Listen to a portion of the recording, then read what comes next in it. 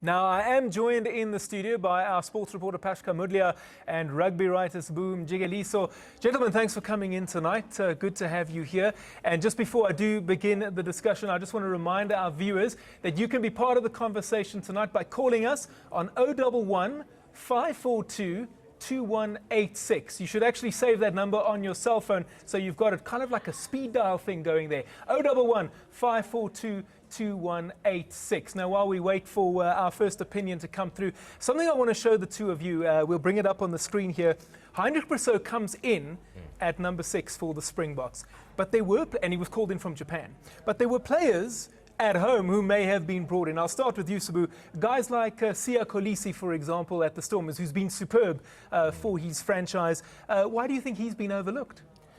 I can't tell you why. Heinrich has said one thing and then has done another on a number of occasions in his tenure. He said Heinrich Brussow was not his kind of player, that he conceded too many penalties. That was the first reason, if you can call it that, for not including him in his first ever squad. And then he said he's not a line-out option because of his height. Then he said, no, he's not going with out-and-out fetchers in his tenure. But in both the internationals this season, he's gone with almost 3 fetchers in his back row. I mean, Schalk Burger started as a fetcher.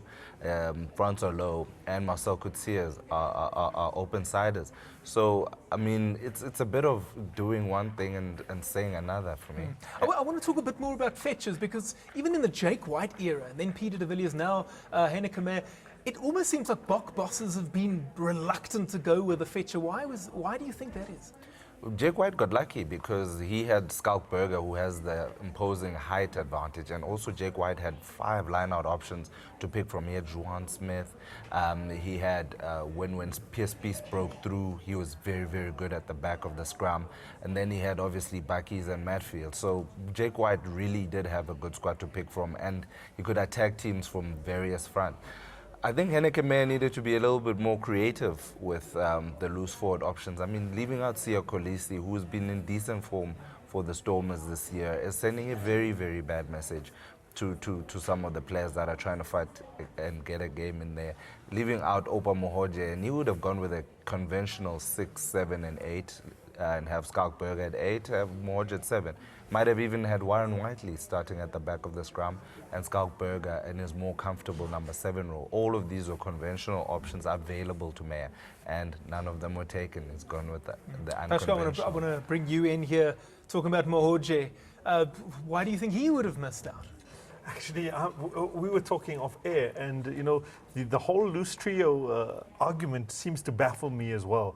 You bring a guy from the wilderness now back in, and like you alluded to, the fact that he doesn't have the coach assumed that he didn't have the sort of game plan, and he gave, and I remember telling you that about the penalties situation earlier on, and now all of a sudden Oupa Mohoje was being there and thereabout. Who's you know, these guys are guys that have been playing in the country, and so I'm not saying that Heinrich can't step up and be that kind of player, but it just puts everyone positionally out of position, because he talks about bringing Warren Whiteley in as an impact player, but Warren is ideally at number 8. So where's he going to play? He's going to play on the flanks. And if you were going to go into this game, wouldn't you want to go with a conventional sort of loose trio, and then you know, look at your impact players being assertive in the areas of expertise? Also, the team we're playing, I mean, if they start with Jerome Kano, they're bringing in Liam Messam from the bench, and that means the intensity is only going to get up, because he's a quicker player. He's not just big and strong. He's also very, very quick. And you've had Jerome Kano to deal with for the whole match. And the back 3 of the New Zealanders is so settled that they could wake up tomorrow and play, and they'll be very good. I want to go to the lines now. We have AB from Alberton, who's giving us a call. AB, good evening to you. What's on your mind? Yes, man. I was listening to your... Can I continue? Yeah, please, go ahead. Yes, I'm listening to the sport writers there. My first question is also why they left out Sbu Mjikeliso. He's a good player. And I think the message for the coach we have to be careful when it comes of picking the side, especially like the coach who's from the Blue Bulls, and then you pick up most of your guys from the Blue Bulls. if I look at Saturday's match against the Australians, I think the changes they have made in the latter stage of the game, they shouldn't have made it, and should have continued. Like Bismarck would see have play a big game, they should have keep him for the whole 80 minutes, and I think then the results would be in our favor. Again, John de Jong, who's a very good center, he didn't even make the team at all. That's why my problem is that we have to be careful when we pick the players. You know, there's players who, I mean, their hands is up in the air, and they're there to wear that Springbok jersey. AB from Alberton, thank you for your thoughts, much appreciated.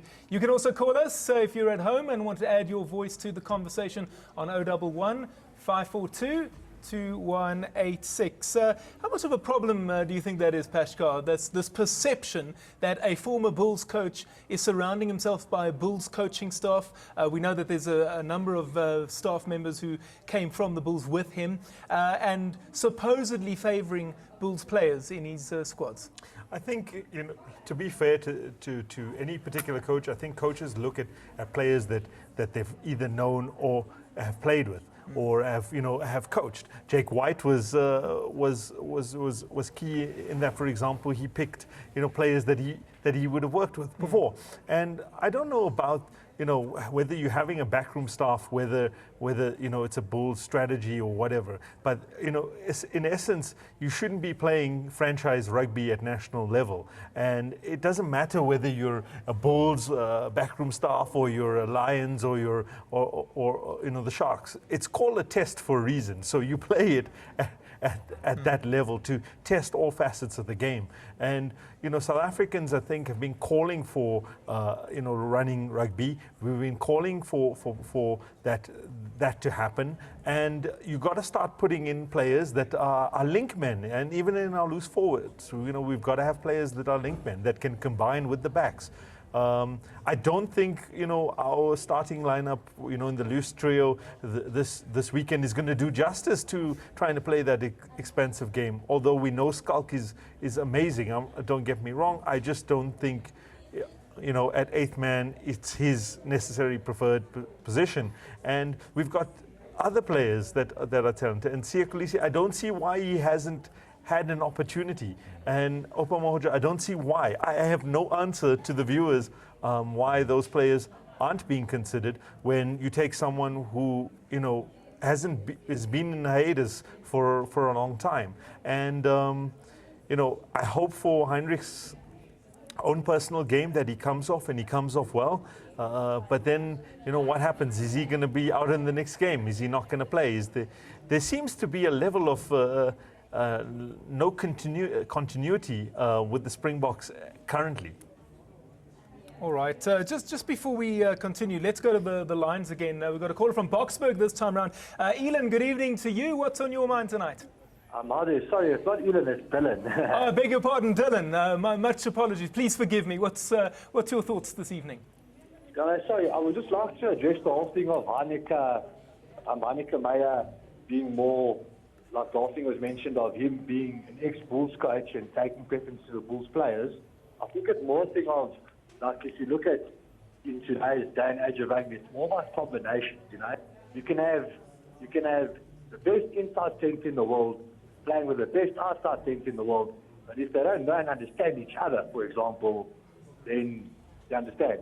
The whole concept of kind of working your, for example, his front row that he started with against the Aussies was a full-on Sharks front row that has been playing together for years, and now then in the last 10 minutes of the game, take them all off and replace them with, like, you understand that of combinations. And I think that's maybe what ended up even costing us the game, was bringing all the unexperienced guys in the last 10 minutes, and then they crack under pressure. That's why I think importing somebody like Stalkberger, who has this experience, especially on a game like coming up now this weekend against the All Blacks, he has the experience and he knows how to handle the situation. You understand? Absolutely. Dylan, thank you so much for your call this evening. That was Dylan from Boksburg. If you want to add your voice to this conversation, 01154 22186 is the number you need to dial. Sbu, I want to bring you back in here. Well, you know, there's pros and cons to everything. Brussow's inclusion, some people say it's a very exciting inclusion. What are your thoughts on him actually being in that starting 15? I love Brussow. I love Heinrich Brussow. Always have from the moment he broke through.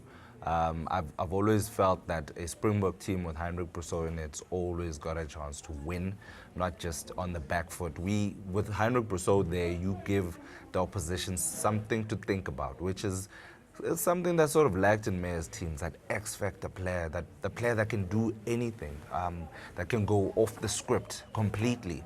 And that means also going off what the opposition had planned. I mean, by putting him there or in the mix, I would have thought he might have gone with a conventional back row and then have Heinrich Brussow as an impact player from the second half. For me, that would have been perfect, because what it would have said is, there's a loaded gun on the bench.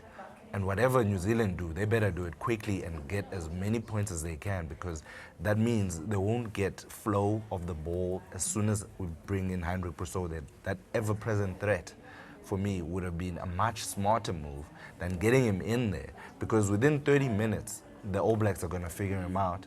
Maybe the referee might not take kindly to him. We don't know. He hasn't played Test rugby in a long time. But once he comes in, 20 minutes left in the game, it's a little looser. Players are tired. There are a lot more spaces to go around. And the referee has probably now figured out which calls he can blow and which he can't. And he's also got a good flow going on, and he'll say to Brussow, look, we've had no hands in the ruck all game, so please keep your hands out. So he's got that. But early in the game, no one really knows where the lines can be crossed. You're feeling each other out. So I reckon I would have liked to see him as an impact player, but by no means is he a very good player. Yes, he is, because he came in from Japan, went to the Cheetahs. I mean, his first 3 touches for the Cheetahs this year were all 3 of them were steals. That is the kind of player he is. He goes in there, he gets the job done, and he's such an impact player for the teams that he plays for. It's quite incredible that he hasn't played Test rugby for 4 years. Certainly is. We've got Dumile on the line from Johannesburg. Dumile, good evening to you. Good evening.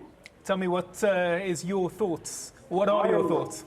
I am rather surprised why Heinrich Meyer would go with these kind of players who he has not seen play.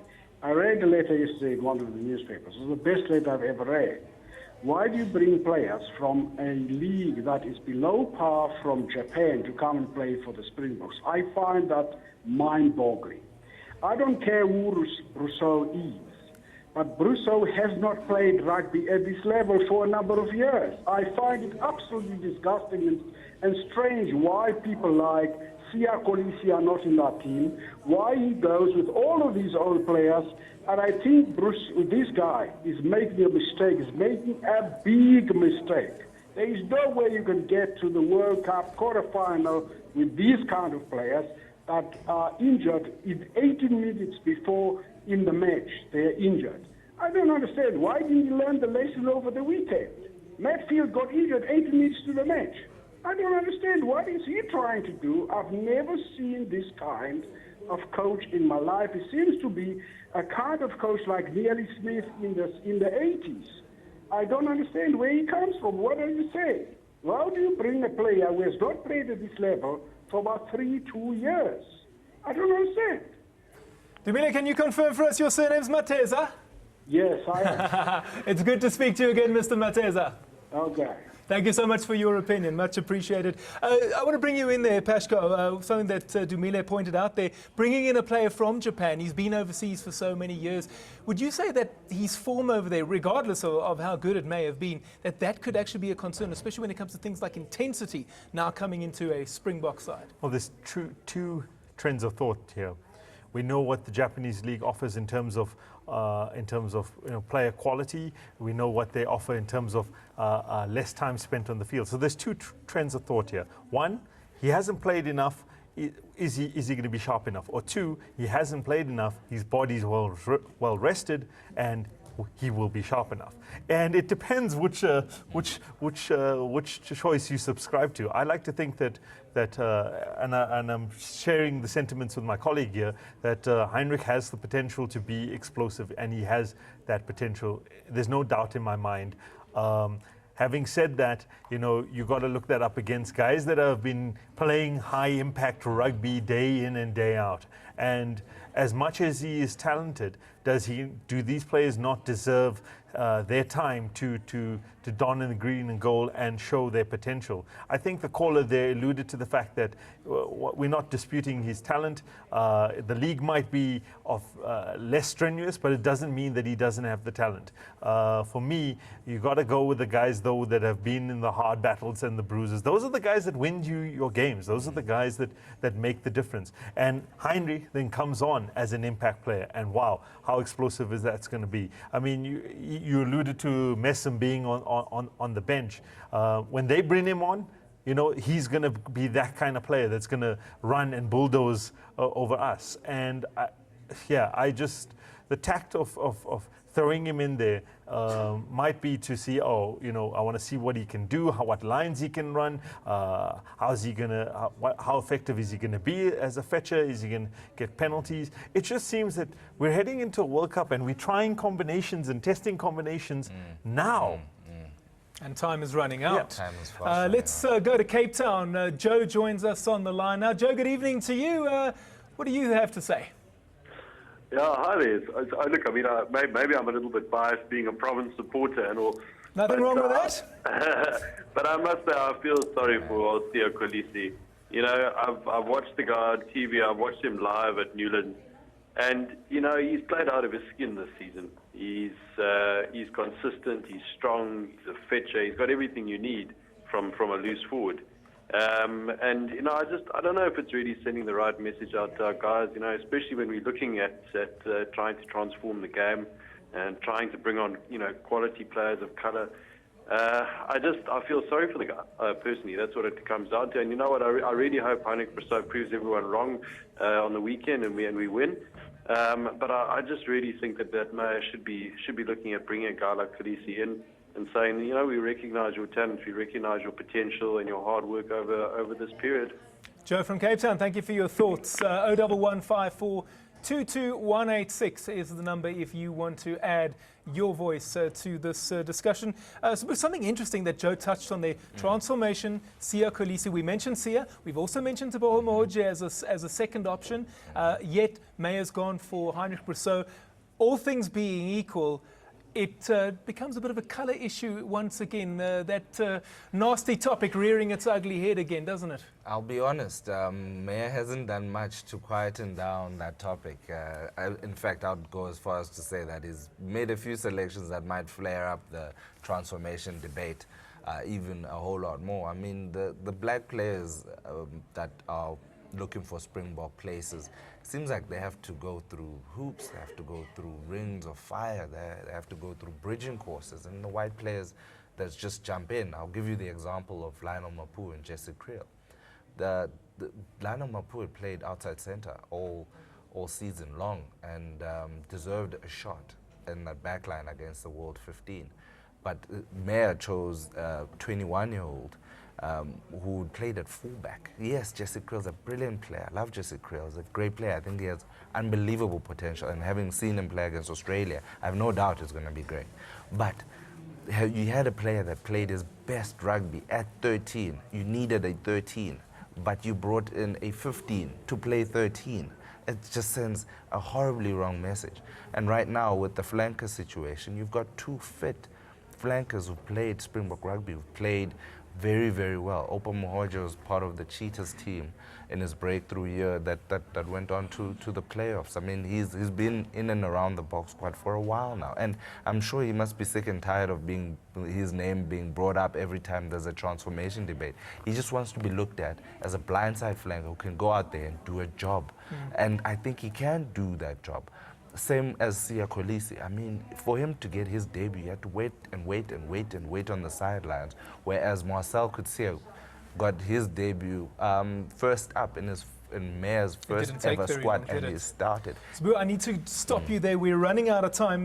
2 phone calls that I want to quickly get to. We're going to start with Mike in Mthatha. Mike, good evening to you. You've got about a minute. Let us know what's on your mind. Yeah, I'm of the view that I think Heinrich Meyer is going to discourage a lot of people in the sense that omitting, you know about the sensitivity of rugby transformation. If you are going to leave guys like Kolisi out of the game and pick up old guys, and he's going to discourage, transformation is not there, Mandela and Francois Pinar's story is disappearing. I think this is bad for him. We must be cautious of those things. We want Springbok to win, but we want it representative.